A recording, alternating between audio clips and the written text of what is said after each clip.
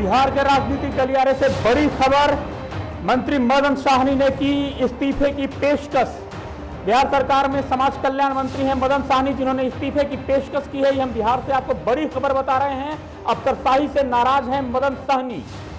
मदन साहनी का कहना है कि वो अफसरशाही से नाराज हैं, बिहार सरकार के अफसरों से नाराज हैं। चतुर्थ वर्गीय कर्मचारी भी उनकी बात नहीं सुनता है, तो अधिकारियों की बात कौन करे।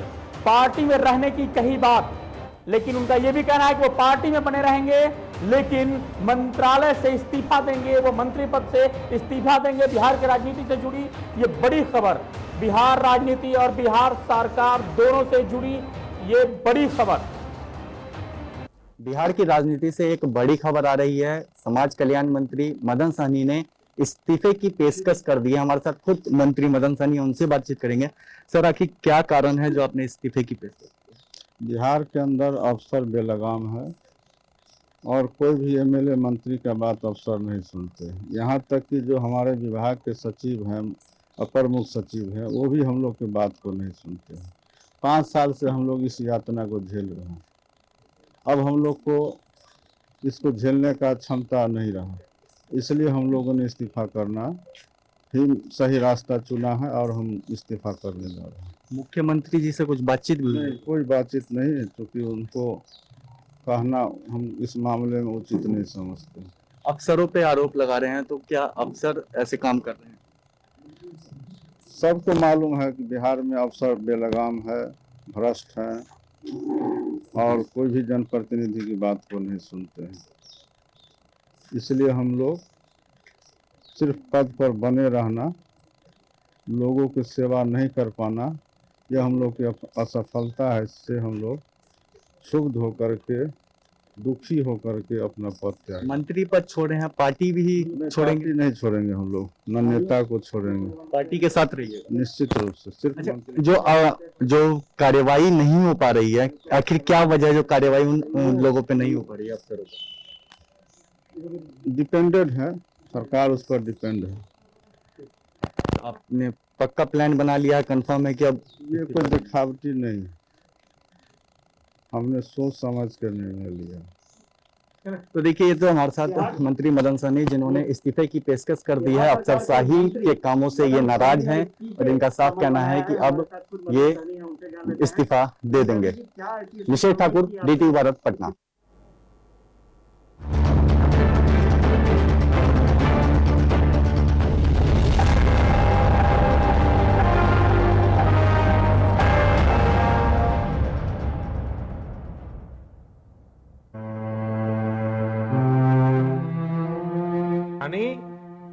एक राष्ट्र एक राशन कार्ड। सभी राशन कार्डधारी परिवारों को 1 माह का राशन मुफ्त में दिया जाएगा।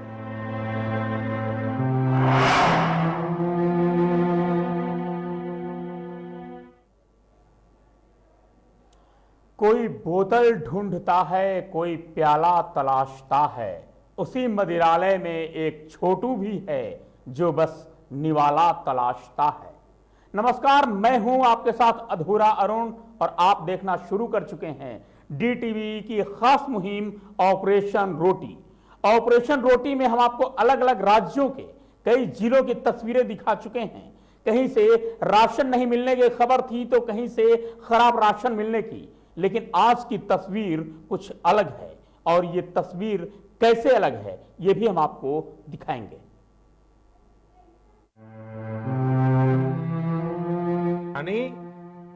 एक राष्ट्र एक राशन कार्ड। सभी राशन कार्डधारी परिवारों को 1 माह का राशन मुफ्त में दिया जाएगा।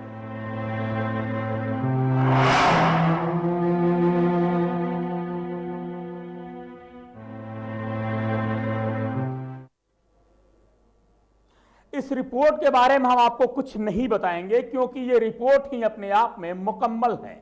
ये रिपोर्ट और इसकी तस्वीर ही सब कुछ बयां कर देगी। इसलिए पहले ये रिपोर्ट देखिए, तस्वीर देखिए, उसके बाद पूरी कहानी बताएंगे कि ये तस्वीर कहां की है और इस तस्वीर की कहानी क्या है।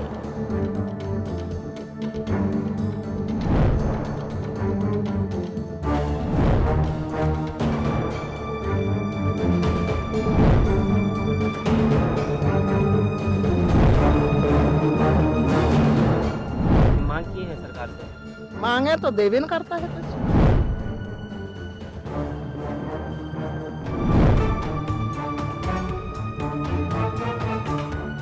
3 आदमी का राशन मिलता है, बाकी बाद मेरा बाल बच्चा ऐसा रह जाता है।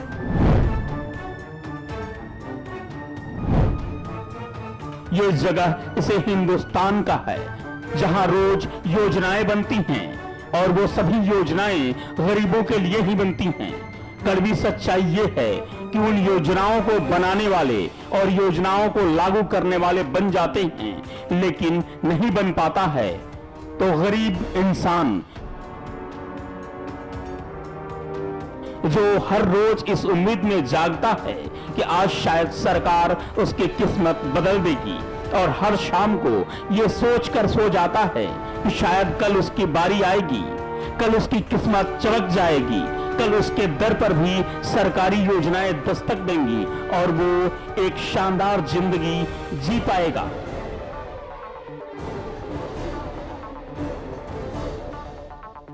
ये बच्चे जिनका खिलौना भी गरीबी है, जिनका खाना भी गरीबी है, जिनका बिस्तर भी गरीबी है और आशियाना भी गरीबी है।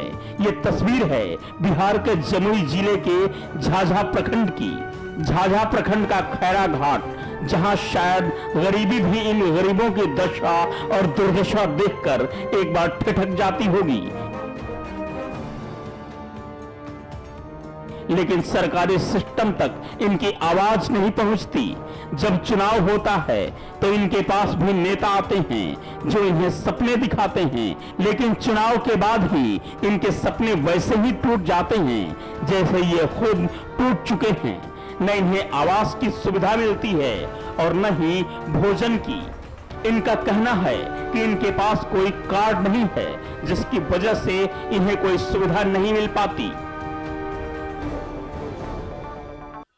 आवास योजना का लाभ मिला है आप लोगों को? इस तरह नहीं मिला है। नहीं मिला है। नहीं मिला कब से रह रहे हैं इस तरह के हालात में? बहुत तकलीफ से हम लोग रह रहे हैं।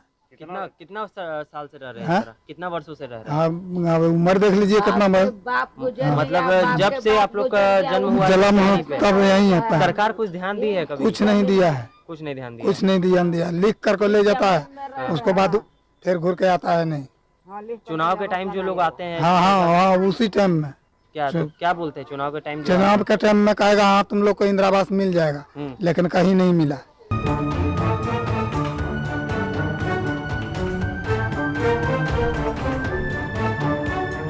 डीटीवी भारत के टीम जब इनके पास पहुंची तो यहाँ के तस्वीर देखकर एक बार सबकी आंखों में एक ही सवाल था कि आखिर सरकारी दावों का सच क्या है। झाझा के खैरा घाट की स्थिति देखकर सवाल उठना लाजमी था। ये झोपड़पट्टी अपनी गरीबी खुद बयां कर रही थी। मासूम बच्चे और महिलाओं की स्थिति ये बता रही थी कि आज भी भारत 21वीं सदी में नहीं बल्कि 90 के दशक में जी रहा है। आज हर कोई महंगाई की मार का रोना रो रहा है, लेकिन ये तस्वीर देखिए और सोचिए कि भला ये गरीब महंगाई की परिभाषा भी नहीं जानते होंगे।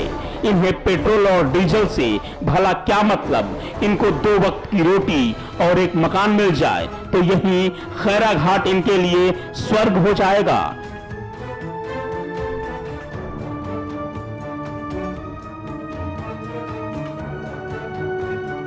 आपको जानकर आश्चर्य होगा कि इसी स्थिति में ये 30 साल यानी 3 युग बिता चुके हैं। बिहार में सत्ता बदली, क्षेत्र में विधायक और सांसद बदले, सरकारी कार्यालयों में ऑफिसर बदल गए, लेकिन कोई भी इनकी किस्मत को नहीं बदल पाया। चुनाव आते ही जनप्रतिनिधि तरह तरह के वादे कर अपना वोट बैंक तैयार करते रहे, लेकिन लोगों से फायदा निकल जाने के बाद एक बार भी इन सफेद पोस्ट नेताओं ने जाकर इन गरीब बस्तियों के बीच रहने वाले मासूम जिंदगियों से सवाल तक नहीं पूछा कि उन्हें रोटी मिल रही है या नहीं। गर्मी के बाद बरसात तो होती है और उस बरसात में इनका फूस का बनाया हुआ घर आशियाना बाढ़ का चादर बन जाता है। डीटीवी भारत के संवाददाता हर्ष ने जब इन लोगों से बातचीत की तो इनकी आंखों में आंसू आ गए। किसी तरह पत्ते और लकड़ियां बेचकर ये अपना जीवन यापन कर रहे हैं, लोगों ने बताया कि सरकारें बदलती रही, लेकिन हमारी स्थिति ज्यों की त्यों बनी हुई है। झाझा के प्रखंड कार्यालय के पीछे बसा हुआ यह खैराघाट प्रखंड कार्यालय से काफी नजदीक है, लेकिन प्रखंड विकास पदाधिकारी ने आज तक आकर ये नहीं देखा कि इन लोगों को क्या समस्या हो रही है। प्रशासनिक पदाधिकारियों के साथ साथ जनप्रतिनिधि भी अब सिर्फ वादे और दावे करते नजर आ रहे हैं और अधर विकास की स्थिति में लटका यह खैराघाट अपनी किस्मत पर वर्षों से रो रहा है।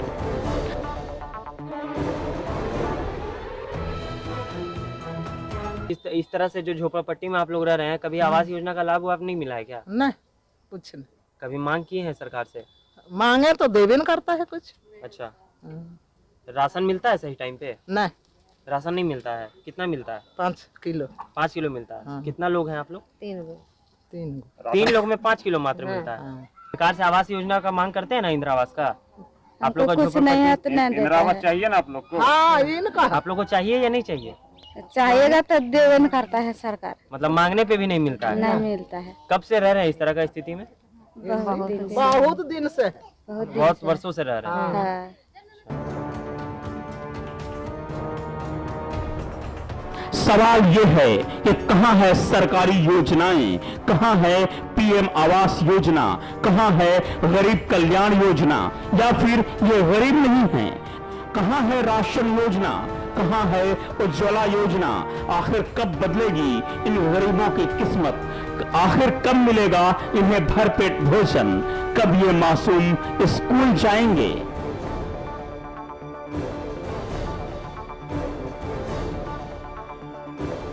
डीटीवी भारत के लिए जमुई से हर्ष की रिपोर्ट।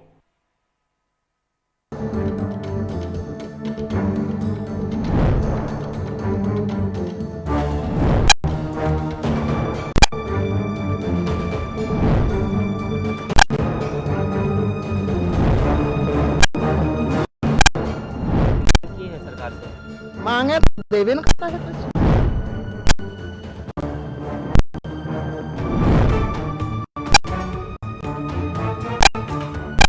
तीन आदमी का राशन मिलता है, बाकी नमस्कार, डीटीवी भारत, मैं हूं आपके साथ कुमार हर्ष। आज इस वक्त हम खड़े हैं जमुई जिले के एक ऐसे स्लम एरिया में जहां सरकार के दावे हैं कि हमने विकास के कार्यों को धरातल पर उतारा है, जन जन तक विकास के कार्य पहुंचाए गए हैं। लेकिन सुशासन की सरकार ने वाकई विकास के कार्य क्या पहुंचाए हैं लोगों तक और लोगों को इसका क्या लाभ मिला है, ये हमारे पीछे की आप तस्वीरों में देख सकते हैं। ये वो जगह है जहां पर लोग अभी भी अर्थव्यवस्था की मार झेल रहे हैं और इसके साथ ही सरकार की इन पर नजर तक नहीं पड़ी है। ये वो जगह है जहां पर लोग किसी तरह गुजर बसर कर अपना जीवन यापन कर रहे हैं। इसके साथ ही आपको बता दें कि लोगों की स्थिति ये है, इतनी दयनीय है कि बारिश के मौसम में मतलब बहुत ज़्यादा मूसलाधार बारिश होने के बाद लोगों को बहुत सारी कठिनाइयों का सामना करना पड़ता है। यहाँ के लोगों का कहना है कि हम लोग 5 से 6 लोगों का परिवार है और महज 5 से 10 किलो ही राशन सरकार के द्वारा उपलब्ध कराया जाता है। तो आपको बता दें कि सरकार के विकास के दावे सारे के सारे फेल्योर नजर आ रहे हैं यहाँ पर। और डीटीवी भारत की टीम जब यहाँ पर सारी चीजों का जायजा लेने के लिए आई तो वाकई देख के आश्चर्य लगा कि इन झोपड़पट्टियों में रहने वाले लोग किस प्रकार से कितनी मुश्किलों में अपना जीवन यापन कर रहे हैं। और सरकार जो दावे कर रही है कि हमने विकास के कार्यों तक को लोगों तक पहुंचाया है, हर लोग इसका लाभ उठा रहे हैं। आवास योजना का सभी को लाभ मिल चुका है, मुफ्त सरकार के द्वारा राशन दिया जा रहा है। तो वाकई लोगों को कितना लाभ मिल रहा है ये साफ तौर पर आप हमारे दिखाए गए तस्वीरों में देख सकते हैं। फिलहाल खबरों के लिए इतना ही, बने रहे हमारे साथ, देखते रहे डीटीवी भारत को। नमस्कार।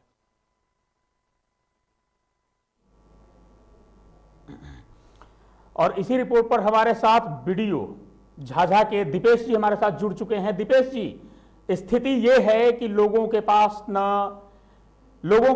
न तो आवास है और न ही खाने के लिए रोटी।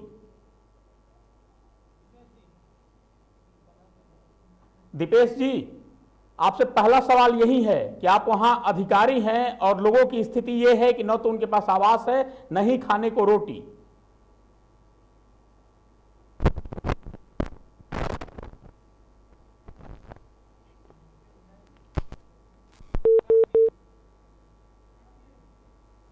माफ़ कीजिएगा, किसी तकनीकी खामी की वजह से हमारा कॉल कट चुका है। स्थिति ये है, ये पटना का झाझा इलाका है। पटना से बहुत दूरी पर नहीं है, जमुई का मुख्यालय इसे कहा जा सकता है झाझा को, लेकिन झाझा में स्थिति ये है, और वो भी ये गरीब तबके के लोग प्रखंड मुख्यालय से जस्ट पीछे रहते हैं, लेकिन यहां तक किसी की न तो नजर पहुंची, न सोच पहुंची, और न ही इनके कदम पहुंचे। स्थिति ये है कि अब ये आज भी 90 के दशक में जीने को मजबूर हैं। दीपेश जी एक बार और हमारे साथ फोन लाइन पर जुड़ चुके हैं, जो झाझा के वीडियो हैं। साहब आप वहां अधिकारी हैं, और स्थिति यह है कि इन गरीबों के पास न तो रोटी है और न ही रहने को मकान है।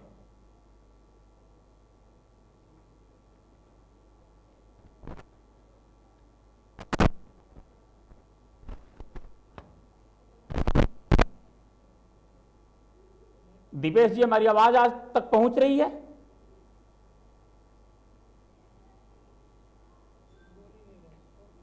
कोई उनकी आवाज हम तक नहीं आ पा रही है, माफी चाहेंगे इसके लिए, लेकिन ये रिपोर्ट बहुत कुछ बयां कर रही है अपने आप में। आगे आपको कुछ और रिपोर्ट दिखाएंगे, लेकिन तब तक रुकते हैं एक छोटे से ब्रेक के लिए।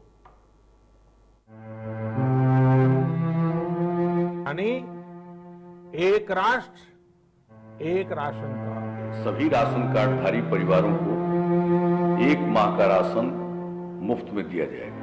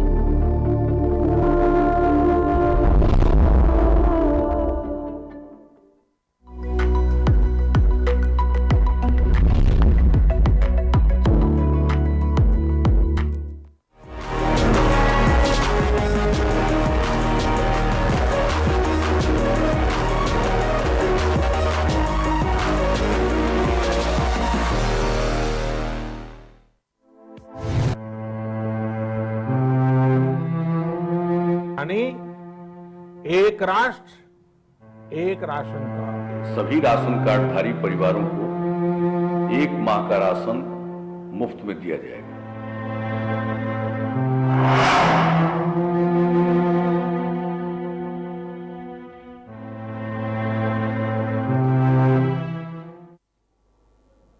ब्रेक के बाद आपका स्वागत है।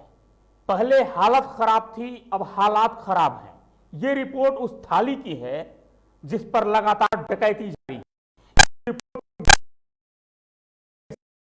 सरकार हो या सिस्टम हमेशा मजाक करता आया है। ये रिपोर्ट है जो आज के 73 साल बाद भी रहे हैं, सिर्फ रोटी की डिमांड कर रहे हैं, लेकिन ये सरकार वो डिमांड भी पूरा नहीं कर पा रही है। आगे हम दिखाते हैं आपको वैशाली के हाजीपुर की ये रिपोर्ट।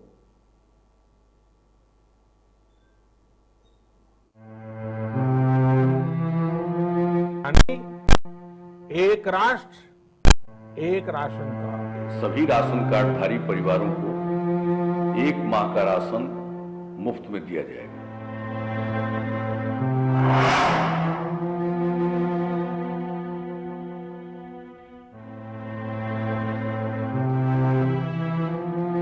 सरकारी राशन की कालाबाजारी उस कैंसर की तरह हो गया है कि एक जगह आप इलाज करते हैं तब तक दूसरी जगह फैल जाता है।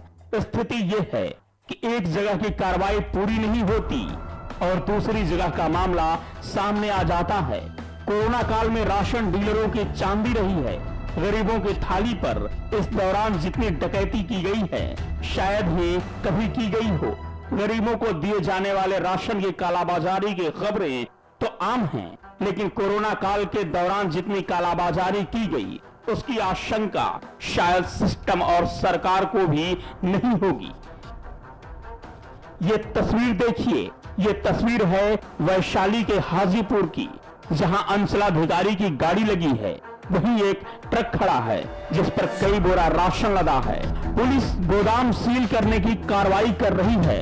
पूरा मामला महुआ थाना क्षेत्र के पहाड़पुर पंचायत के गोरी गामा गांव का है, जहां गरीबों के लिए सरकार की दिए जा रहे लाखों रुपए के सरकारी राशन की कालाबाजारी करते सैकड़ों बोरा गेहूं और चावल के साथ एक ट्रक को पकड़ा गया है। इस संबंध में जानकारी देते हुए महुआ अंचलाधिकारी सह प्रभारी प्रखंड खाद्य आपूर्ति पदाधिकारी अमर कुमार सिन्हा ने बताया कि सूचना मिली थी कि गोरी गामा गांव के मुन्ना चौधरी के द्वारा बड़े पैमाने पर सरकारी अनाज की कालाबाजारी की जा रही है, जिसके बाद स्थानीय थाना के साथ पहुंचे महुआ सीओ सह प्रभारी खाद्य आपूर्ति पदाधिकारी अमर कुमार सिन्हा ने मुन्ना चौधरी के आवास पर से एक ट्रक और अवैध कारोबार के लिए ट्रक पर लादे जा रहे कई बोरा गेहूं और चावल को जब्त किया।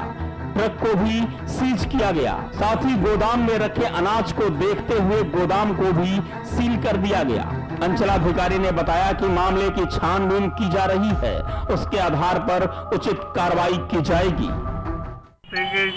अवैध पेट्रोलिंग है, चावल और गेहूं का ट्रक लादा जा रहा है।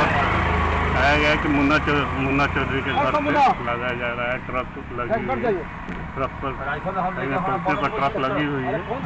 कितनी बोरा गेहूं है, कितनी बोरा चावल है, धान है, इसके आगे की कार्रवाई की जा रही है। गिनती के बाद तो सर अभी क्या कार्रवाई किया गया है? अभी ये किया गया है, ट्रक को सीज कर दी है। ट्रक को थाने ले जाया गया है, महुआ थाने में ले जाया गया है और आगे की कार्रवाई। सर इलेक्ट्रॉनिक कांटा देखा गया है तो 3-4 की संख्या में सर इलेक्ट्रॉनिक कांटा जो बाहर में पड़ा हुआ है। अब ये तो एकदम बतलाने की चीज है कि आगे की कार्रवाई क्या है। अभी तो सामान सीज हुआ है। जो सामान सामने लादी जा रही थी, लादे गए सामान को थाने में ले गया और जो सामान बच गया उसको गोदाम में ही सीज कर दिया गया। कोरोना काल और डीलरों की चांदी। सरकार अगर राशन डीलरों को लेकर जांच कराए तो कई राशन डीलर धन कुबेर साबित होंगे, क्योंकि पूरे कोरोना काल को अवसर में बदलने में इन्होंने कोई भी कसर नहीं छोड़ा है। फिलहाल गोदाम सील कर दिया गया है, लाखों का राशन और ट्रक को जब्त कर लिया गया है। लेकिन सवाल यह है कि आखिर उन गरीबों की क्या गलती थी जो आज भी अनाज के लिए दर दर भटक रहे हैं। डीटीवी के लिए वैशाली से अनिल कुमार की रिपोर्ट।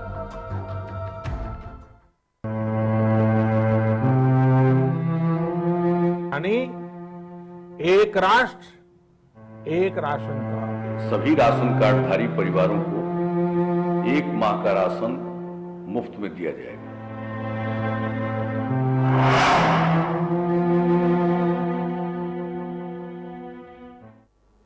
और इसी खबर पर हमारे साथ अनिल हमारे संवाददाता जुड़ चुके हैं फोन लाइन पर, उनसे ज्यादा जानकारी लेते हैं। अनिल, छापेमारी हुई, ट्रक पकड़ा गया, लाखों कीमत का अनाज पकड़ा गया, लेकिन डीलर पर कार्रवाई क्या हुई? जी बिल्कुल अरुण, ये पूरा मामला थाने जिले के महुआ थाना क्षेत्र का बताया जा रहा है। सूचना मिली थी कि हमारा सीओ को कुछ शिकायत मिला था कि भारी मात्रा में ये सरकारी अनाज की कालाबाजारी की जा रही है। तो वहाँ के जो सीओ और प्रसार में जो खाद्य आपूर्ति पदाधिकारी है उन्होंने पता मारा कुछ पदाधिकारी के साथ, तो वहाँ भारी मात्रा में गेहूं चावल की बोरी और एक ट्रक लादा पाया गया, जो कि हालांकि इस मामले में वहाँ के जो पदाधिकारी है उन्होंने आश्वासन दिया है कि जांच के बाद उचित कार्रवाई की जाएगी। लेकिन इसके बावजूद साफ तौर पर देखा जा सकता है कि इससे बड़ी अनाज की कालाबाजारी कहीं न कहीं किसी अधिकारी या किसी कर्मी की मिली भगत से इतनी, क्योंकि ऐसे तो इतनी बड़ी कालाबाजारी की। अनिल एक तरह से ये छापेमारी करने के बाद जो अनाज पकड़ा गया ये अपराध के दायरे में आता है। क्या डीलर पर एफआईआर वगैरह कोई दर्ज किया गया?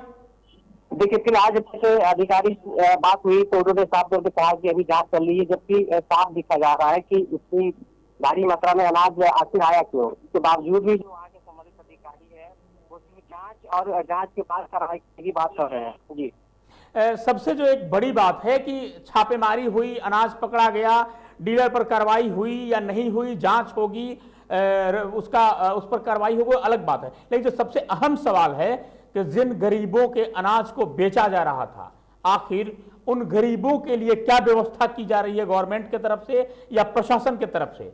वो गरीब जो भूखे बैठे हैं, लॉकडाउन में जिनकी रोजी रोटी चली गई है, वो आखिर किस तरह से अपना पेट पाल रहे हैं?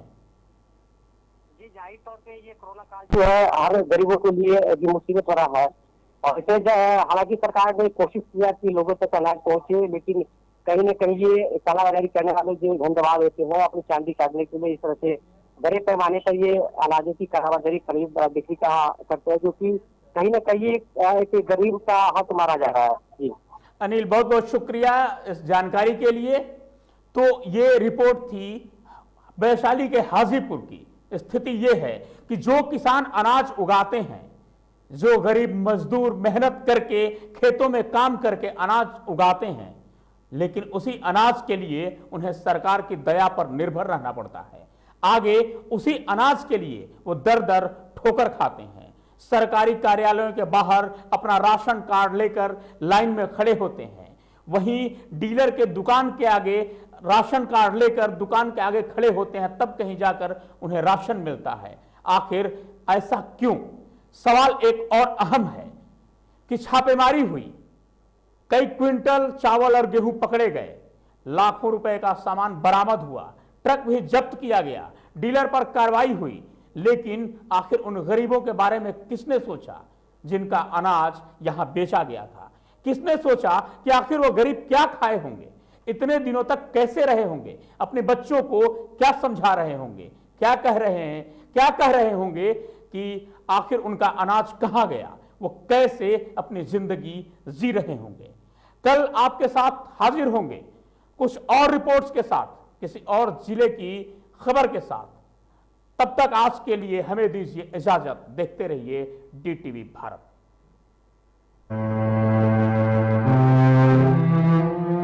यानी एक राष्ट्र एक राशन कार्ड। सभी राशन कार्डधारी परिवारों को एक माह का राशन मुफ्त में दिया जाएगा।